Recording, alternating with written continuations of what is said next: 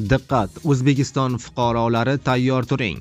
Ertadan boshlab O'zbekistonda yana anomal sovuq va qorli kunlar boshlanadi.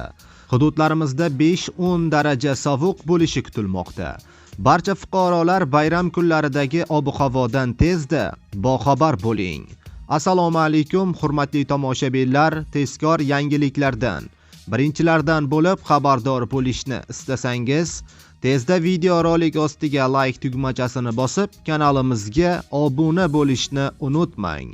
Like bosgan insonning qo'llari Ka'batullohning devorlarini ushlasin.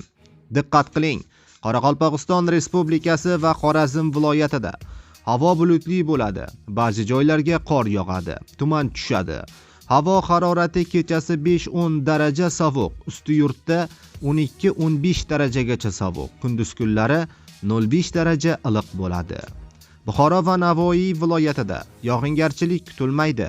Ba'zi joylarga tuman tushadi. Harorat kechasi 4 daraja sovuq, kunduzi 7-12 daraja iliq bo'ladi. Toshkent, Sirdaryo, Jizzax, Samarqand va Qashqadaryo, Surxondaryo viloyatlarida havo bulutli bo'ladi. Yog'ingarchilik kutilmaydi. Ba'zi joylarga tuman tushishi mumkin. Harorat kechasi 2 daraja sovuq, kunduzi 10-15 daraja iliq bo'ladi.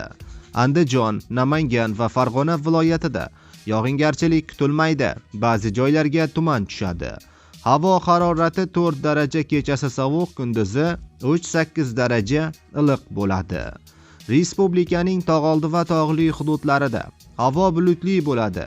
Ayrim joylarga qor yog'adi, tuman tushishi mumkin. Yo'llarda ba'zi joylarda yaxmalaklar kuzatiladi.